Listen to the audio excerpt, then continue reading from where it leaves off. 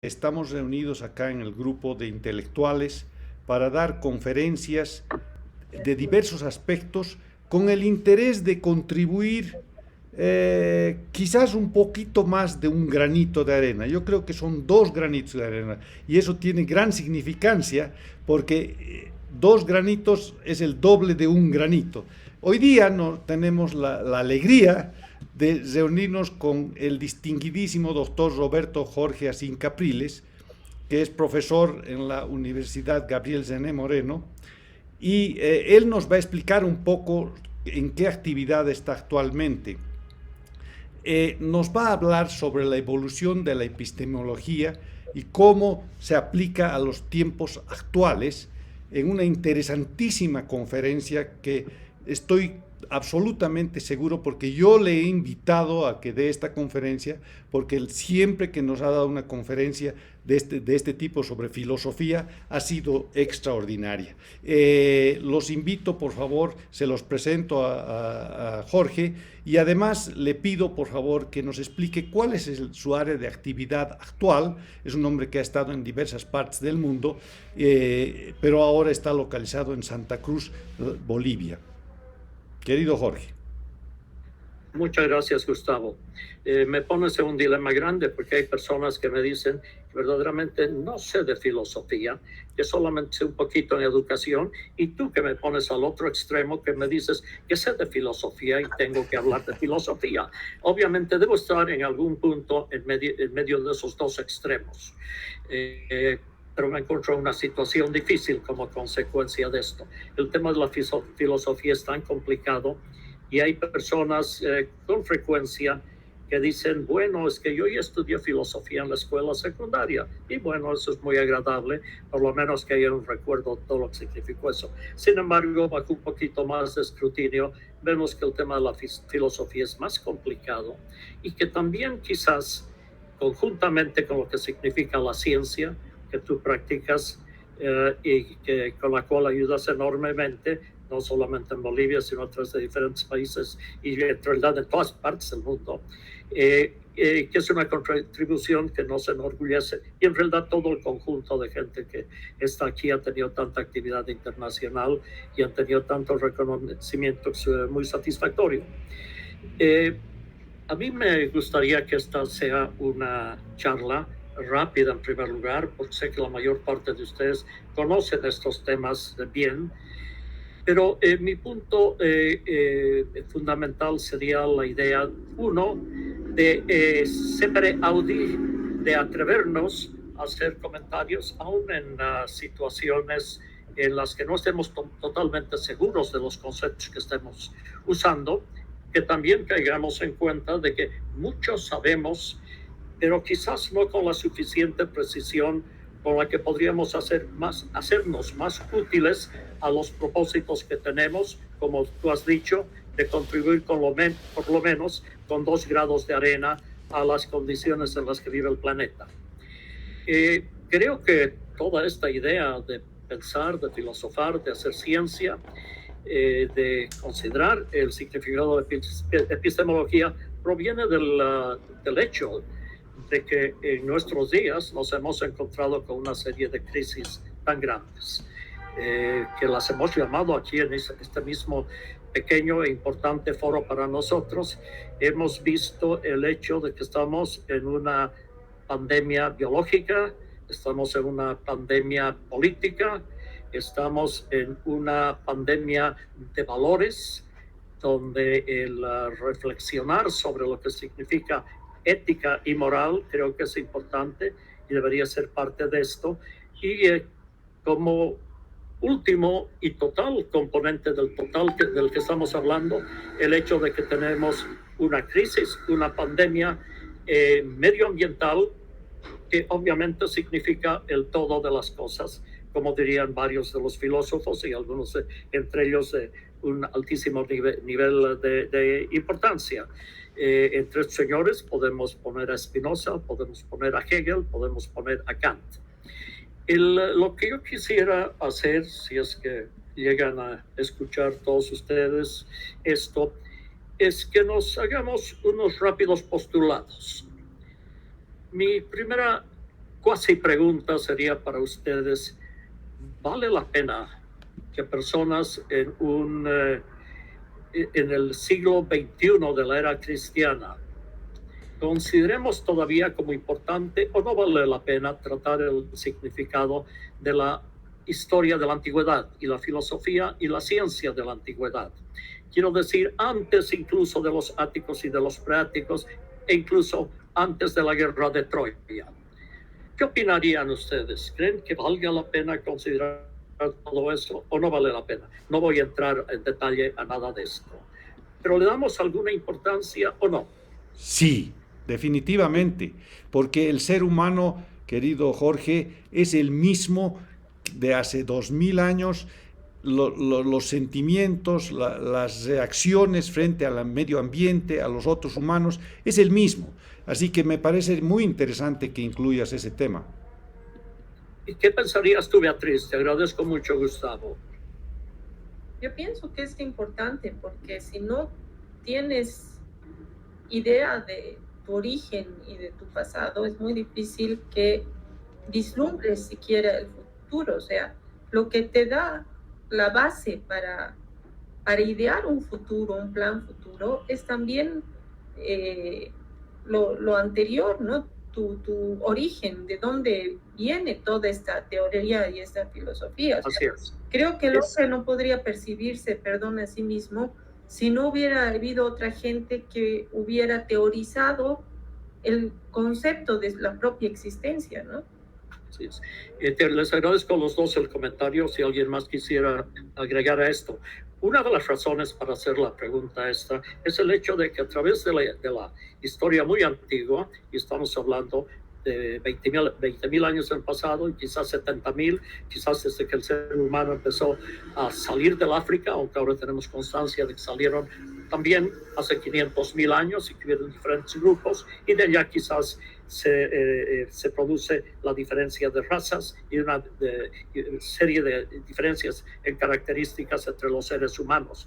Pero una pregunta más importante para mí en ese contexto de la transformación, de la evolución está: ¿no será que esas transformaciones que vamos viendo, esa evolución que vamos viendo, no nos llevará también hacia algo que me parece que Pierre Teilhard de Chardin analiza en su trabajo, que es el hecho de que podríamos estar evolucionando hacia algo que no sea tan solo material, sino que tenga que ver con algo espiritual? No estoy tratando de dar un sermón cristiano aquí, pese a que sí, voy a misa, pero la cuestión es que, viendo la lógica de la evolución, ¿no será que también la intención del universo es el perfeccionamiento del ser humano, no en el sentido material tan solo, sino espiritual? Y dejo eso como una pregunta que quizás en algún momento alguien pudiera tratar de contestar. Yo doy los principios de lo que es el evolucionismo, el creacionismo, e incluyo a Pierre Teilhard de Chardin en el sentido ese de la búsqueda de la forma final del ser humano en el contexto de lo que dice Pierre Teilhard de Chardin. Concentro generalmente mis charlas en la universidad hablando de los filósofos que conocemos más, la formación de las escuelas en la Grecia antigua y el origen de Pitágoras en Samos. Después ya de la formación de escuelas filosóficas, como las de Mileto. Mileto es una formación, Pitágoras después, pero Pitágoras no puede aguantar quedarse en Samos y se va hasta Crotona, en la base del talón de lo que es Italia, y allá funda su escuela. Tiene una intervención política extraordinaria. En mi opinión, es una especie de socialista, no marxista, pero socialista. No solo porque no había Marx entonces, sino porque no son las mismas ideas de ninguna manera. Pero tiene gran conflicto en el sentido de que es posiblemente la escuela científica versus la otra, la que quedaba en la Jonia, que es la de Tales de Mileto, de Anaximandro, Anaxímedes, etcétera, que es la que parte más bien con los principios que nos llevan hacia la filosofía. Una de las preguntas que hago muy sencillas a los estudiantes y con frecuencia, francamente, los diagnósticos no me contestan. ¿En qué se diferencia la filosofía de la ciencia?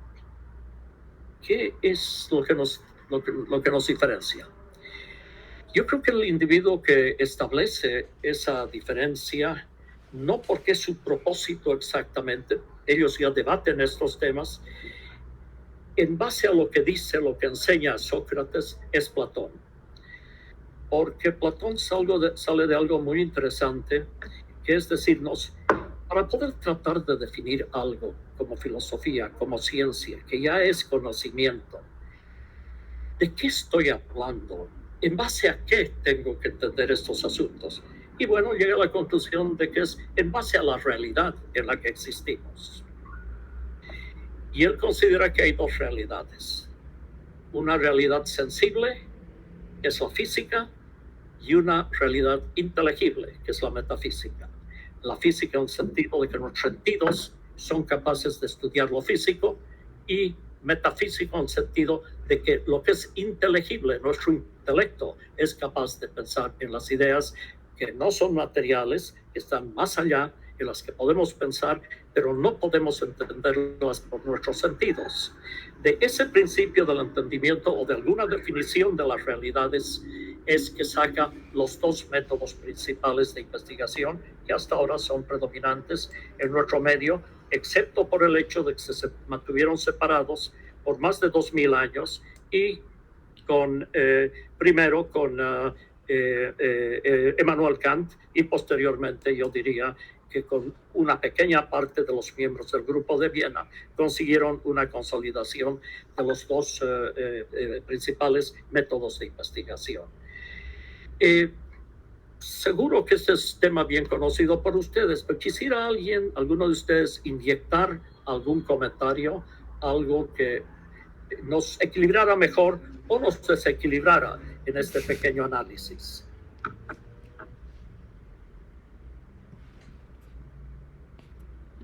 ¿No? Adelante, Okay. Por favor. No se olviden el micrófono. Entonces, acabamos con esto que todos ustedes en investigación conocen también. Tenemos lo que se llama el método sensible, el método inteligible, y son los dos métodos que se imponen, más lo que hacen algunos de los otros pensadores, que es inyectar el método de la dialéctica. La dialéctica, que es esencialmente tema retórico. Es un tema para analizar la retórica, el vocabulario, el análisis, la definición de conceptos de importancia y consecuentemente superando los niveles de entendimiento de las palabras y de los conceptos a los que queremos llegar. En ese sentido, Sócrates es maravilloso.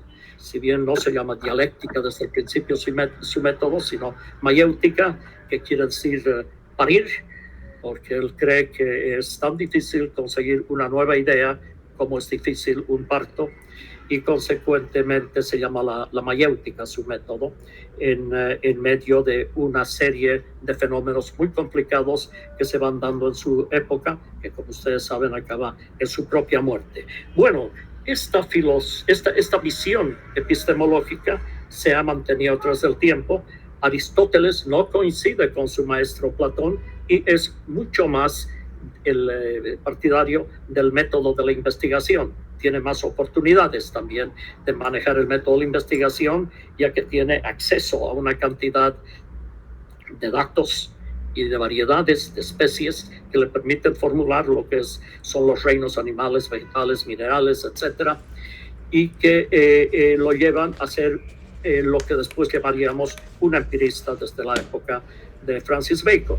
La Edad Media tiene filósofos, sobre todo religiosos, muy interesantes, muchos de los cuales son también autosempiristas, sin hacer excepción de Santo Tomás de Aquino. San Agustín es mucho más racionalista, Santo Tomás de Aquino es mucho más empirista, sin dejar la fe, porque dice, tienes que creer por fe, pero eso no quiere decir que no hagas investigación. Investigación como la que yo sugiero, pensar en el hecho de que no solamente la materia podría estar evolucionando, sino también la sustancia que nos da la espiritualidad, aunque el tema de espiritualidad lo vamos a tratar en un momento de una manera un poco más específica, tratando de diferenciar lo espiritual de lo puramente mental, como le llamaría Immanuel Kant. En el paso entre la edad media, el Renacimiento y la edad moderna, surgen una gran cantidad de pensadores, los principales de los cuales son indudablemente René Descartes y Francis Bacon. En general, atribuimos a René Descartes el racionalismo, el rechazo al empirismo, cree que la mente humana es suficientemente capaz para no dejar que ingresen otros instrumentos en la indagación. Gustavo y todos nosotros diríamos, un momentito, la mente es maravillosa, llega a razonar enormemente, pero necesitamos la evidencia. Esa es la ciencia, esa es la ingeniería, es la medicina, aunque la medicina, como Gustavo y yo una vez hemos dicho, no, y han dicho muchos pensadores, no es ciencia exactamente, sino es un arte. Porque con el trabajo de la ciencia y la capacidad de razonar, recién puedes llegar a algo altamente creativo que Immanuel Kant también trata muy, muy cuidadosamente. ¿Por qué menciono varias veces Immanuel Kant? ¿Alguien que quisiera decirme algo sobre Immanuel Kant? ¿Qué les impresiona más? ¿Por qué tenemos el mensaje de Immanuel Kant? ¿Por qué nos serviría de algo? En realidad, querido Jorge, me estás estimulando algunos pensamientos, porque justamente tu conferencia era cómo ese conocimiento que viene de tantos años atrás, de miles de años atrás, influencia en los tiempos modernos. Yo me estaba preguntando, por ejemplo, Sócrates ha sido el maestro de Platón. Platón ha instruido a Aristóteles. Y Aristóteles resulta ser el que cambia el curso de la historia de la humanidad porque fue el maestro de Alejandro el Grande. Entonces, ese es el impacto de la filosofía. Ahora, yo me preguntaba, y permíteme que te diga esto como una especie de interrupción de tu interesante conferencia, pero como que estas conferencias tienen que ser de discusión y de estímulos y de creatividad. Yo me preguntaba, Aristóteles no tenía peer reviewers, que son los de, ¿cómo se dice en español? El peer reviewer, el que hace... De pares. Intercambio con pares. Exactamente. ¿No? Pares. Exacto. Y si hubiera tenido este intercambio con los pares, es muy probable que, es decir, podrías pensarse que muchas de sus ideas que duraron 800 años, que estaban equivocadas, podrían haber sido corregidas. Eso es porque eso es lo que intentaría la observación por pares. Pero la verdad del asunto es que él era un hombre tan creativo, estaba muy avanzado en su época. Entonces, no sé si hubiera tenido pares que le pudieran cuestionar su trabajo. Y por otra parte, como ocurre actualmente, los pares muy frecuentemente bloquean cosas extraordinarias. Porque no creen, dudan de lo que está produciendo un científico, y en este caso a Aristóteles podían haberle frenado mucho en su creatividad. ¿Qué opinas? Sí, lo que pasa con Aristóteles es que Aristóteles, como tú has dicho, fue profesor de Alejandro Magno.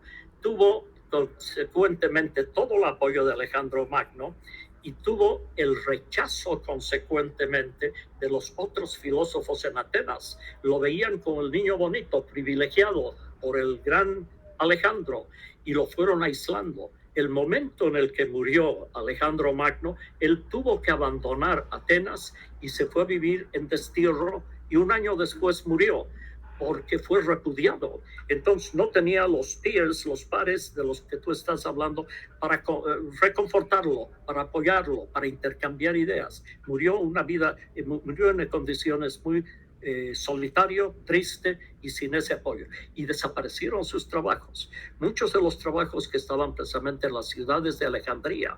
Digo ciudades porque Alejandro Magno hizo que se formaran ciudades que llevaran su nombre, Alejandrías, la principal de las cuales fue la Alejandría de Egipto.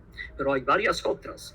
Y quienes formaron toda esa, la ciudad de Alejandría fueron los Ptolomeidas. La última descendiente de los Ptolomeidas es Cleopatra, la séptima descendiente de Ptolomeo, el general de Alejandro, que fue especialmente a mantener la ciudad o el área que había tomado Alejandro y mantener la ciudad. Entonces, ahí se quema, además de eso, tú sabes la historia a través de Shakespeare y demás, bueno, no relata Shakespeare la quema de Alejandría, pero sí la situación de Cleopatra con Marco Antonio, y conocemos sobre la quema de la ciudad de Alejandría y la biblioteca de Alejandría. Desaparecen los documentos. Algunos de los discípulos y los académicos reescriben los trabajos de Alejandro y van quedando pedazos de lo que él había escrito o de lo que sus discípulos habían escrito, pero van quedando esparcidos en diferentes lugares. Y se pierde verdaderamente el centro de intelectual, primero de Grecia y después de Roma. Roma entra, así que muere Alejandro, obviamente, y los romanos no son exactamente los filósofos que habían sido sus antecesores, sino que son los grandes legalistas y los grandes soldados, ¿no es cierto? Entonces ahí desaparece mucho de esta literatura. Donde es recapturada la parte de la literatura de Aristóteles es cuando se forma el Islam, y el Islam toma Europa por el este y por el oeste, ¿no es cierto?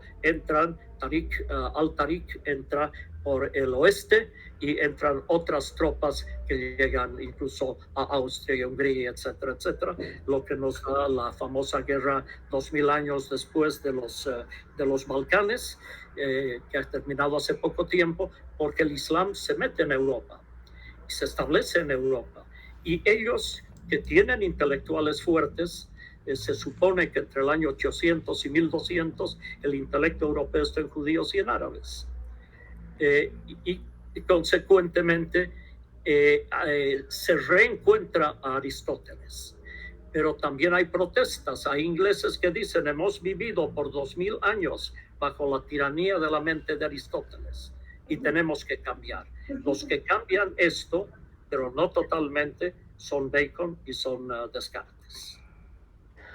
Son Bacon y Descartes. Bueno, pero ambos métodos de investigación se mantienen totalmente separados. Tú eres racionalista cartesiano o eres empirista británico. No pueden ser las dos cosas. El primero que ya hemos en este foro tratado este tema, estoy repitiendo en realidad lo que ya vimos antes, pero con el propósito de que lleguemos a nuestro día presente. Lo que hace Emmanuel Kant es decir, no son dos métodos distintos. Y aquí hay un par de puntos que todavía quisiera poder tratar brevemente. Emmanuel Kant lo que nos dice, en primer lugar, una de las preguntas es: ¿por dónde empezar a hablar de Emmanuel Kant? Y si alguien me quiere decir, ¿dónde empezaría uno de ustedes a hablar de Emmanuel Kant? Cubre tanto, dice tanto, hace tanto, tiene tanto éxito lo que dice y hace. ¿Dónde podríamos empezar a hablar de Emmanuel Kant? La crítica de la razón pura. ¿Pero qué de la crítica de la razón pura? ¿Qué es la crítica de la razón pura? Es uno de 3 volúmenes formidables. Sí, investiga la estructura misma de la razón, ¿no? Va más allá, yo diría. Hace un comentario que es la única vez que yo noto en él un egocentrismo. Él dice, yo he creado en realidad una revolución. He creado una revolución. ¿Quién creó una revolución con cuestiones de la astronomía? ¿Quiénes fueron?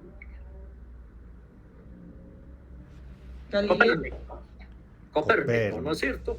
Copérnico en el 1600 y tantos dice: no es la Tierra que gira alrededor no es el Sol que gira alrededor de la Tierra, sino es la Tierra con los otros planetas que giran alrededor del Sol en esta galaxia. Y le sigue Galileo, que inventó Y le sigue Galileo, que es un investigador más interesante porque cree en la variación del método precisamente. Y también hay varios otros científicos que reformulan, sino más enfatizan. ¿Por qué hace el comentario de la revolución copernicana que él está creando? Y ese es Immanuel Kant. Immanuel Kant llega a un concepto que es revolucionario. Dice, no es que la mente esté captando las leyes completas de la naturaleza y procesándolas. No es que esté tratando de entender, sino que la evolución de la mente ha llevado a este gran aparato de pensamiento a hacer formulaciones en las cuales quiere que encaje todo el fenómeno de la naturaleza. Y él le llama la revolución copernicana en el sistema de pensamiento humano. Y es, en realidad, por favor, don Jaime. Bueno, por lo poco que yo sé, creo que Kant, que es muy complejo, reivindica la absoluta autonomía de la razón y el derecho de cada persona, de cada individuo, de actuar según el estado de su conciencia. Y además, bueno, entiende que la realidad es captada en función de ciertas características del individuo.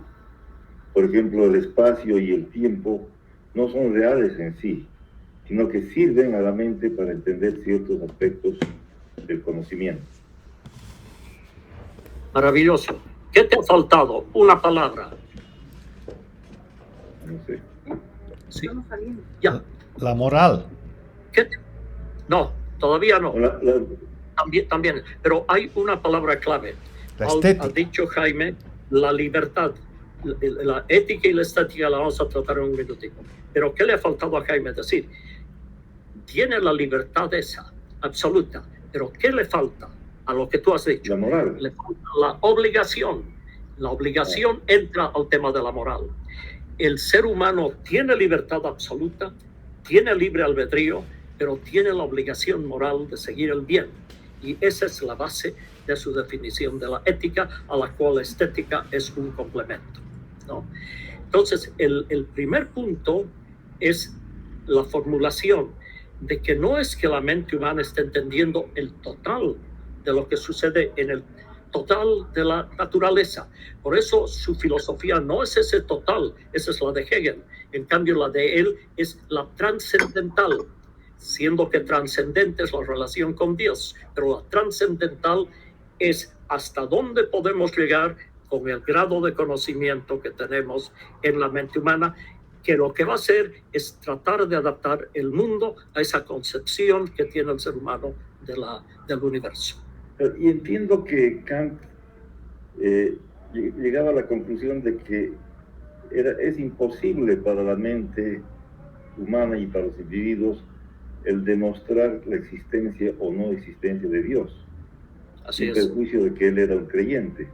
Pero decía, bueno, no tenemos esa capacidad. Yo no sé si él dice, pero Schopenhauer le dice, déjate de historias prácticamente.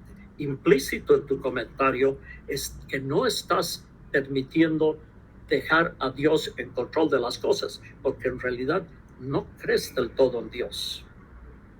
Y lo que estás tratando de hacer debería cambiarse a que estudiemos la mente, que es el fenómeno que se da en el siglo XIX, el estudio de la mente. De ahí salen los grandes médicos y los psicólogos y los psiquiatras y demás. Esa es la intervención de Schopenhauer en cuanto a la visión de Kant. Lo que Kant hace en la razón pura es, esto hemos tratado también, es ver que la mente humana, de acuerdo a él, tiene dos componentes. Un componente que es receptor del conocimiento, que es lo que podríamos llamar la capacidad de hacer empirismo. y por otro lado una capacidad de emitir ideas innatas. Aquí viene lo de a priori y de a posteriori. A priori es el conocimiento de esa parte de la mente humana, que es esa parte del cerebro, como si Dios hubiera puesto ya el conocimiento en la mente humana y que consecuentemente el ser humano la puede reflejar con su pensamiento. Y la otra parte es el empirismo, la parte sensorial, de la que ha hablado que se llama Platón, y la parte sensorial es la parte del empirismo que obviamente todos ustedes conocen y manejan y usan todos los días. Entonces lo que él hace es decir, y la parte esta de la metafísica, la llamaremos así, tiene un componente que no tiene que ver con la relación con la divinidad, sino que es un componente muy único y muy especial. Esa parte se llama, ¿qué cosa? Esa parte se llama la ética. La ética es universal. La ética ha sido puesta por Dios ahí. La ética es universal y es igual para cualquier ser humano en todo el mundo. Podemos tener culturas con variaciones, que es con lo que lo viene a palear y pegar con látigo su amigo que se llama David Hume, porque David Hume es escéptico, no cree que se puedan definir las cosas. Yo creo que en cierto momento controla el pensamiento de Manuel Kant hasta que Manuel Kant se vuelve rebelde y le dice, déjate de historias. Esta es mi idea, que es muy distinta a la tuya. Es escéptico y es altamente empirista. Y dice, ni el empirismo puede llegar a definiciones que valgan la pena. Todo es una duda en todo lo que hacemos. Se mantienen amigos, son personas que se escriben. Obviamente David Hume es escocés y Immanuel Kant es aparentemente parte escocés y entienden muy bien lo que uno y el otro está diciendo, pero nunca llegan a acordar este tema. ¿Qué sucede con eso entonces? Creo que ya no necesito ir a través de ese detalle de lo que significa el pensamiento de Kant, porque he tratado en otra charla. Y creo que si hubiera algún comentario, algo que agregar, muy bienvenido. Yo creo que esa parte la traté con bastante detalle. Lo que sí es importante es este tema de lo que es trascendental. Esa parte, esa idea de que del cambio copernicano que él sugiere, creo que es de gran importancia. Tengo también la impresión de que Schopenhauer toma ese tema y ese tema lo trata de la siguiente manera. Schopenhauer tiene no sé si llamar un conflicto, un altercado, un intercambio fuerte de ideas y le dice, tienes que dejarte de pensar que eso está automáticamente en la mente humana. Lo que necesitamos hacer es conocer qué es la mente humana. Y de allá sale el trabajo de Schopenhauer acerca de lo que es la representación, los símbolos, yo diría la semiótica que hoy día manejamos, y sobre la cual obviamente la voluntad humana hace arreglos, produce cambios, interpreta las cosas, crea la cultura. Y el siglo XIX es la época del inicio, obviamente, de las ciencias de la mente. Lo que quiero llegar es, siendo breve en esto, es de qué nos sirve todo eso en el mundo en el que vivimos.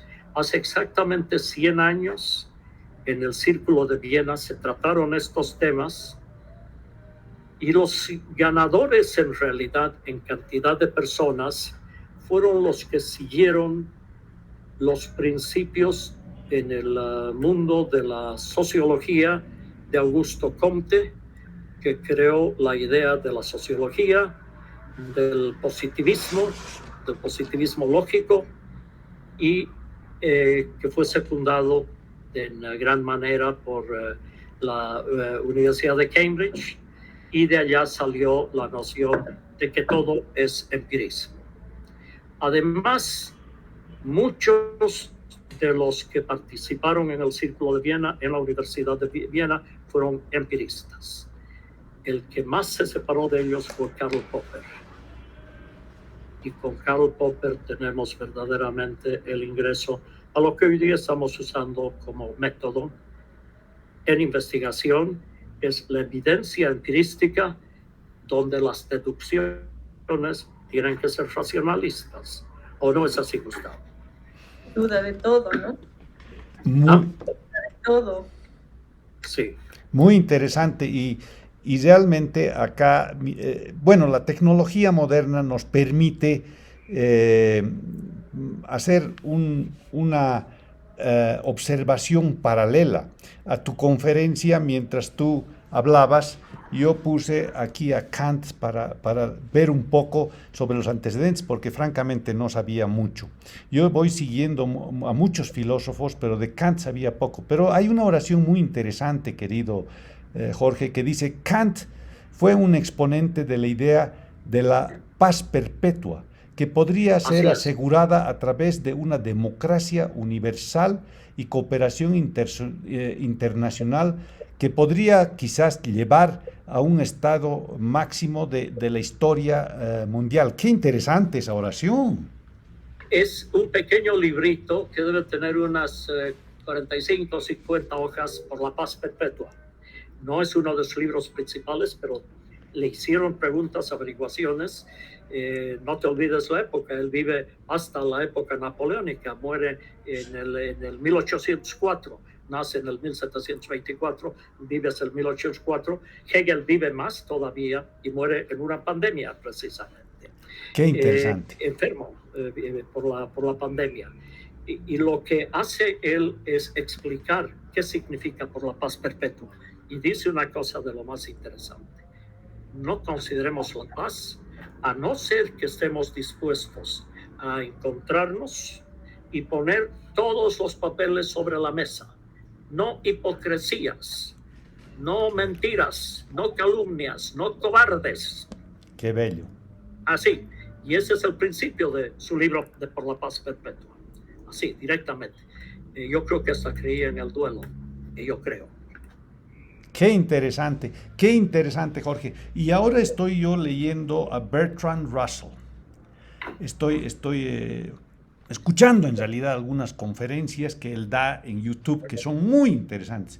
Y en uno de sus planteamientos, que recién vi hace un par de días, decía que él consideraba, porque era antiguerra, y este es un tema que tenemos que un poco tratar y tocar, justamente porque estamos frente a un riesgo de una guerra actualmente en Ucrania que puede complicar al planeta, ¿no? Así es. Y obviamente existen guerras en otros lugares más pequeñas, pero cosas que pueden ser muy serias encima de toda la pandemia y todo lo que tú has explicado al inicio de tu conferencia, que está complicando la vida terriblemente.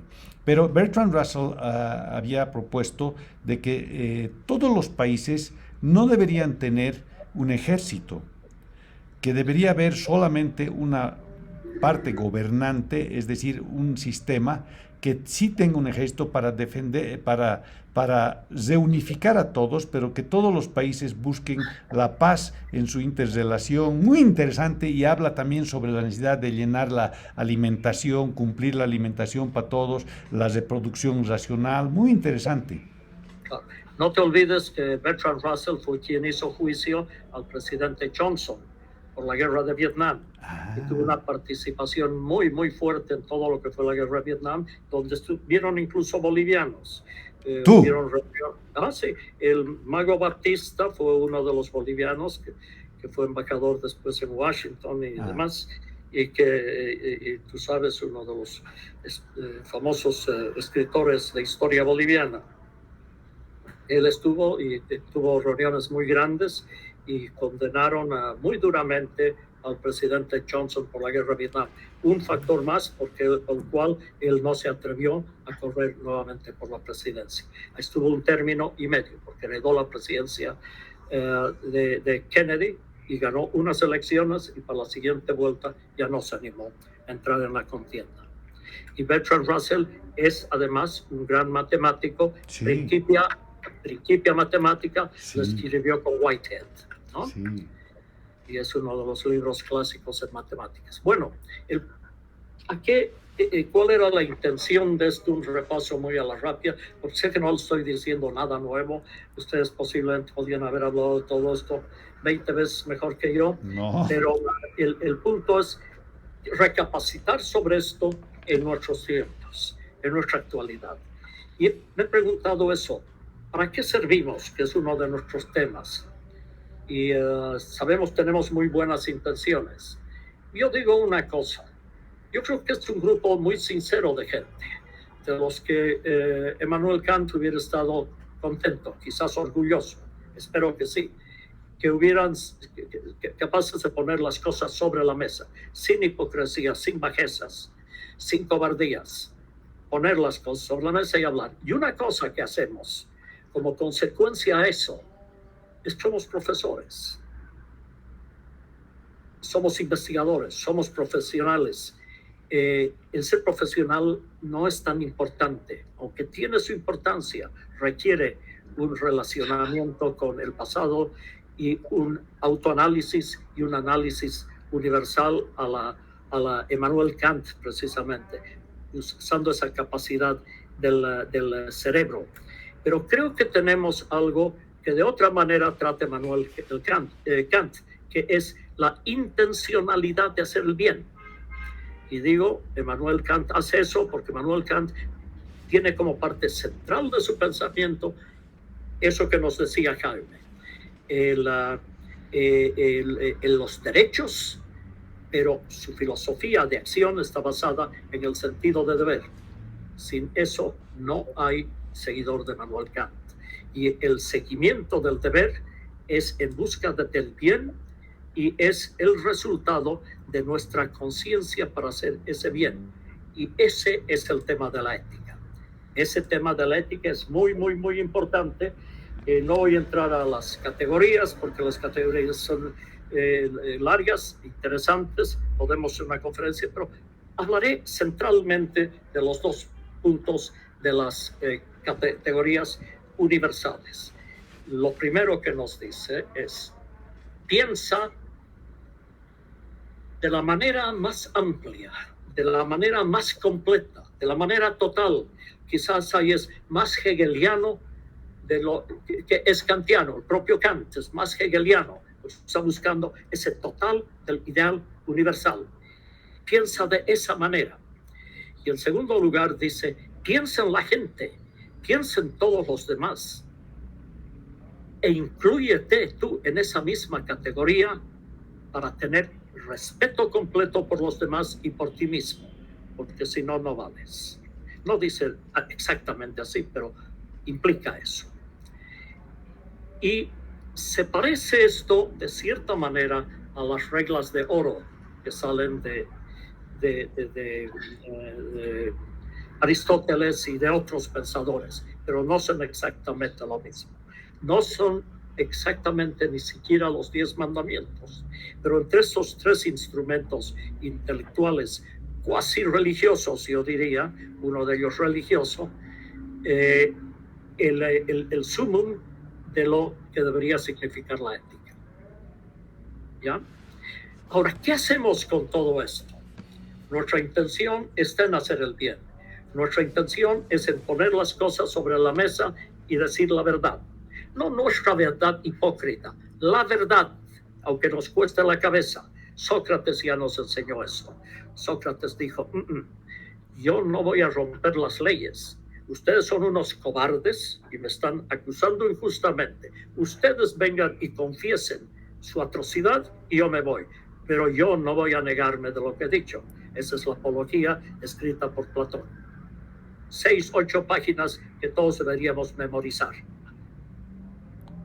Esa dignidad con la que muere es extraordinaria. Y también hay un comentario que es muy interesante, al final, y dice: no se olviden, me estoy yendo ante él, porque cree en un Dios universal, no cree en los dioses del Olimpo, a quienes sus enemigos políticos le atribuyen que es la causa para la pérdida de la guerra, de las guerras, o la guerra entonces, porque está a punto de producirse la otra, del Peloponeso.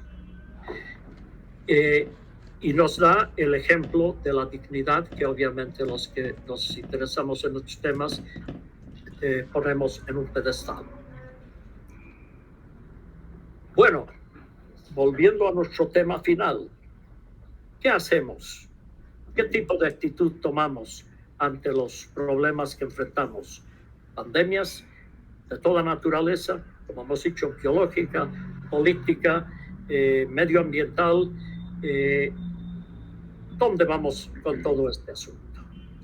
Yo estoy abocado a trabajar en gran parte en apoyo a Jaime, porque quiero preparar gente a través de este tipo de mensajes que lleguen a trabajar en más altos niveles. Yo estoy empezando en el pregrado para preparar más gente en la maestría para que después puedan ir a niveles superiores.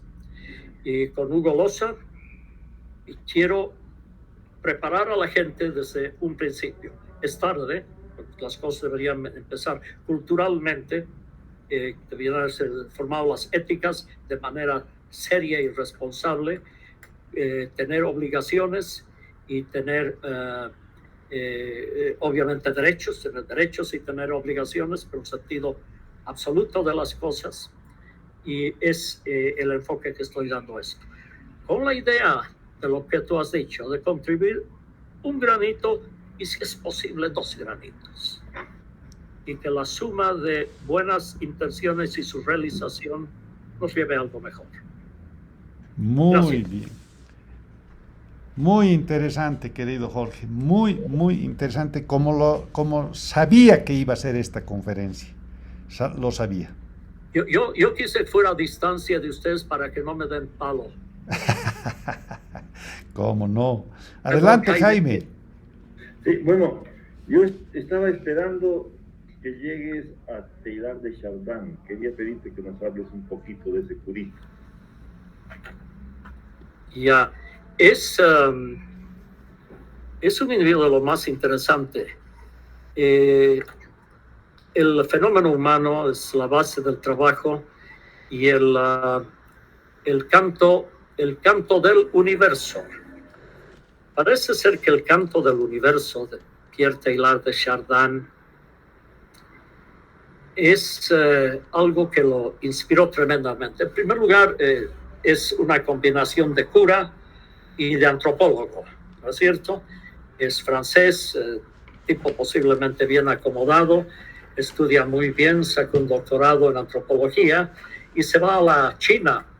Yo creo que más o menos en el 1930. Vive solamente 50 y tantos años y creo que muere en 57. Creo, no estoy seguro. Y en el librito que está íntegro, deben ser unas 30, 40 páginas en el internet, que se llama El canto del universo, o el himno del universo, dice que sale al campo solo, como cuando alguno de nosotros, creo que todos nosotros hemos hecho con frecuencia eso, hemos ido a algún lugar remoto y caemos en cuenta de que no hay las luces de la ciudad y nos encontramos ante un cielo infinito, y él hace eso y se encuentra con el brillar de los astros en ese espacio infinito y dice, es que el universo está cantando a Dios. Y se queda perplejo ante todo eso. Ese pequeño libro, es esa su experiencia. Entonces es un individuo de lo más católico y al mismo tiempo es un antropólogo, y es antropólogo físico, no es antropólogo cultural, es antropólogo físico. Debe saber también mucho de antropología cultural.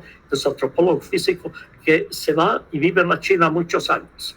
Como antropólogo físico, él descubre el hombre de Pekín, que es una criatura, creo que desde hace 500,000 años o algo así. no estoy bien seguro, son los restos de una criatura que vivió antes de nuestra conocida salida del hombre del África hace 70,000 años. Para ahora sabemos que muchos otros grupos de cuasi humanos salieron del África y se manifestaron en diferentes lugares. Obviamente los que más conocemos son el Neandertal y ¿qué se llama? ¿De dónde vienen quiénes somos nosotros? Homo sapiens. El Homo sapiens, pero ¿cuál es otra palabra? El Cro-Magnon. Hay Devon, no me está saliendo la palabra, es el tercer grupo bien conocido, que parece que esos dos desaparecieron casi en su totalidad, pero quedan obviamente los Cro-Magnon y las mezclas de los Cro-Magnon con los Neandertal y con este otro grupo. Y hay mucho que se va descubriendo y descubriendo. Lo que él hace es descubrir un espécimen de restos que se llama el hombre de Pekín, que nos da un prototipo de otra variedad humana. La idea fundamental de él es que a través de evolución, donde yo creo que está insertado también el concepto que me he atrevido a decir, yo pienso que tiene que haber una evolución en el contexto espiritual, que un día, como dice Pierre Teilhard de Chardin, lleguemos los humanos a ser lo que Jesús quiere que seamos. Eso puede ser religioso o puede no ser religioso. Yo prefiero ponerle el toque religioso. Y ahí estamos. Y ese sería el objetivo de la evolución. Llegar a ese perfeccionamiento, que no es un perfeccionamiento solamente físico, sino es metafísico, es divino, es algo que nos pondría en el contexto de la definición de Jesucristo, asumiendo la divinidad de Jesucristo. Más que religioso, yo le pondría espiritual, ¿no? Ya, la palabra espiritual es una palabra buena que nos pone en otros conflictos, ¿no? Porque tenemos lo que es material, como nos diría Schopenhauer, nos incita a que entendamos lo que es la mente, y tenemos un aspecto más que es el divino, o la posibilidad de la divinidad. Entonces estoy distinguiendo tres variaciones en esto. Obviamente podemos ir y venir en diálogo sobre estos temas, pero cuando decimos espiritual no podemos olvidarnos que espiritual con frecuencia ha sido usado en el contexto del producto del intelecto, de la mente. Entonces yo prefiero seguir distinguiendo lo material, lo mental y lo espiritual o metafísico, que va más allá de lo mental, porque lo mental podemos seguir aceptando también como físico, como biológico. ¿Habrá algo un poquito más allá? ¿O podremos con evolución crear algo un poco más allá? ¿O estaremos en el proceso de esa creación? Obviamente, con certeza, ninguno de nosotros sabría. Yo creo que muchas de las cosas que ha creado, o sea, más que creado, que ha evolucionado y ha creado de alguna manera el hombre, para los filósofos antiguos pueden haber sido fantasías casi impensables o irrealizables. Claro. Entonces, a la hora en que tú empiezas a imaginar cosas, a hacer volar tu fantasía, creo que puedes lograr crear muchas cosas, ¿no? Creo que de ahí viene la evolución de la tecnología y todo el gran paso que ha dado la humanidad hacia adelante. Hay una cosa. El gran problema en todo esto, Jorge, y se los planteo también a ustedes, es que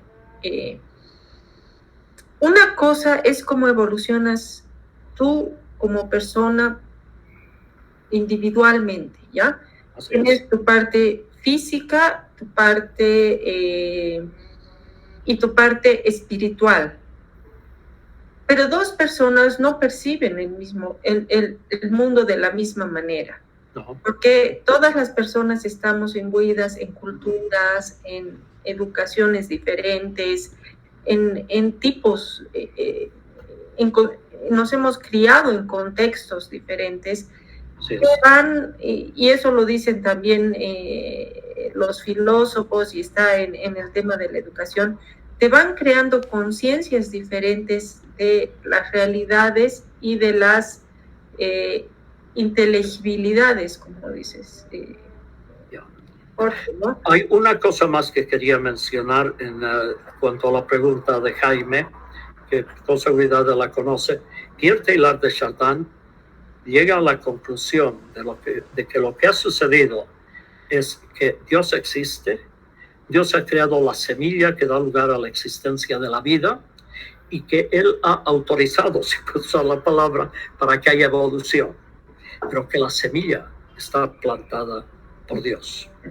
Y yo que la evolución... un poquito de mi idea. Una cosa es lo individual y otra cosa es, y es lo que nos está dando a nosotros como humanidad, el crecer como sociedades en paz, ¿no? O sea, el respeto, todo lo que implica la ética respecto al otro, ¿no? Entonces, tenemos que aprender quizás, y eso es a lo que nos lleva también todos los filósofos y toda la idea de Dios y de la ética, es a que aprendamos a convivir pacíficamente, a respetar al otro de alguna manera, y eso es lo que nos está costando mucho como humanidad. Así es. Y parece ser que llegamos a puntos, y creo que estamos en esa inflexión del tiempo, permitiéndome usar el tiempo en un sentido más conservador que el que han usado en referencia, que creo que Jaime ha usado en referencia a los postulados de Immanuel Kant. Estamos en un momento, en una crisis universal, porque no es solamente Bolivia, o no es solamente Estados Unidos o Brasil, es una crisis. Y lo terrible y al mismo tiempo interesante de estas cosas es que en antropología hay un término que se me está yendo de la mente, que es el difusionismo. Que parecen haber momentos en la historia, Jaime debe conocer esto bien, el difusionismo, que súbitamente en diferentes partes del mundo la gente reacciona de la misma manera. Hoy día no nos sorprendería por la alta tecnología, pero cuando hablamos del año 600 antes de Cristo y vemos que en la China, en la India, que en la Grecia tan grande que es, están produciéndose fenómenos semejantes y llegándose a tratar ciertos temas, decimos, ¿cómo es posible? ¿Será posible que sea casualidad? ¿O hay algún fenómeno más allá de las cosas? ¿Es una telepatía? ¿Qué cosa? Pero ocurren esas cosas. Y ahora estamos viendo que eso nos ocurre. Que podemos atribuir a la lamentable forma de organización mundial, también podría ser. Tenemos dos teorías básicas políticas, una de izquierda y una derecha, ambos un desastre. ¿Qué hacemos? Y de eso salen las dictaduras.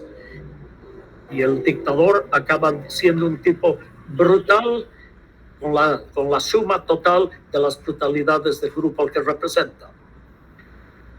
Yo hace tiempo les había invitado a que lean un libro que me parece fantástico, que se llama, es nuevo, cómo mueren las democracias. Se llama.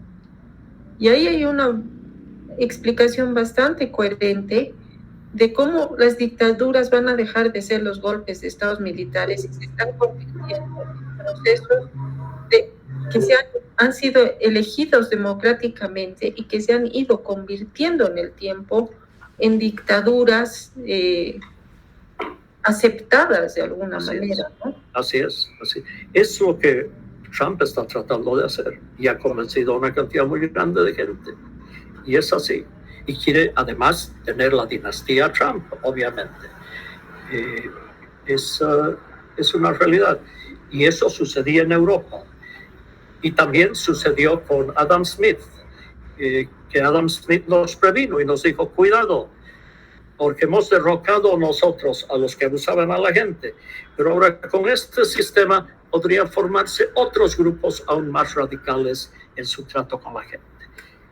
Y ahí tenemos cuestionamientos muy grandes y muy serios y muy peligrosos, en mi opinión. Sí, porque no es un tema de ideología. Hoy en día el tema ideológico de derecha e izquierda es usado a discreción para tener adeptos, pero en realidad ninguno de los que está de alguna manera en estas pseudo-democracias que son de alguna manera dictaduras, está ejerciendo un tema ideológico, si ustedes quieren. Así es, claro. Bueno, mi propósito aquí, Beatriz, era, y a ustedes les digo esto, por supuesto, era probar que lo que puedo hacer son unas cuantas preguntas, quizás como los preáticos, y que ustedes den las respuestas válidas. Interesante.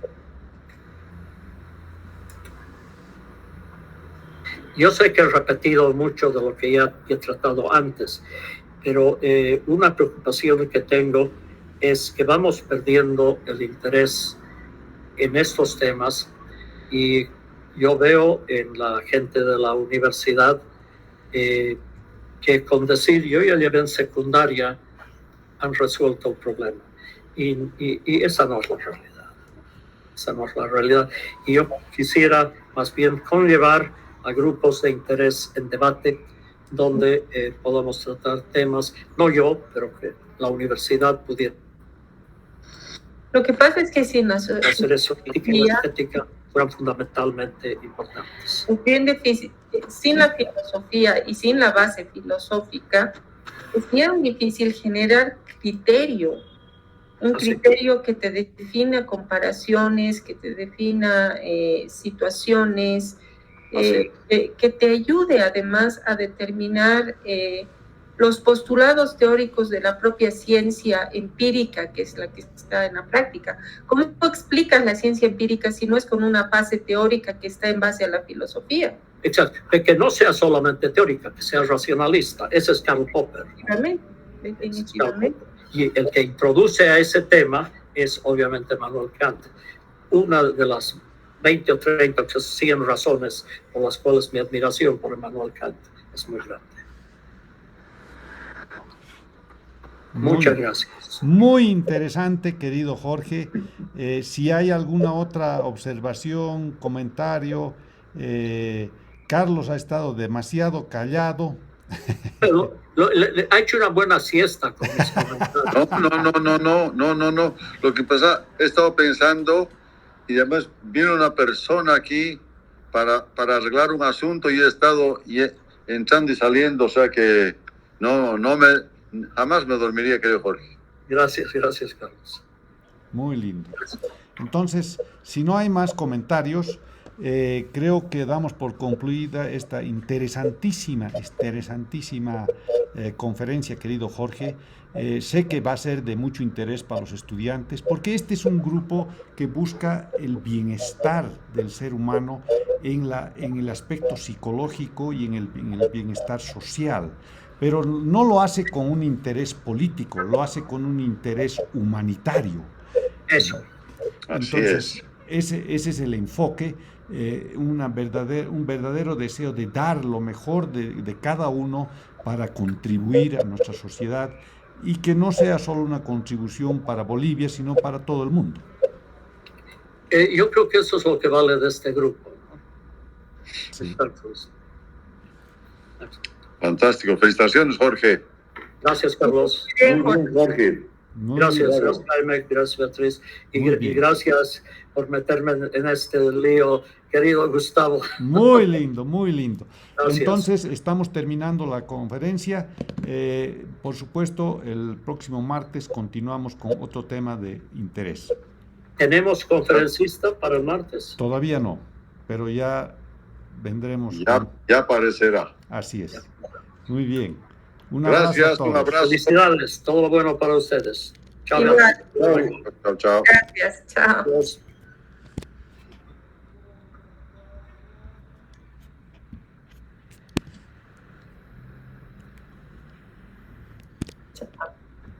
Chao, chao.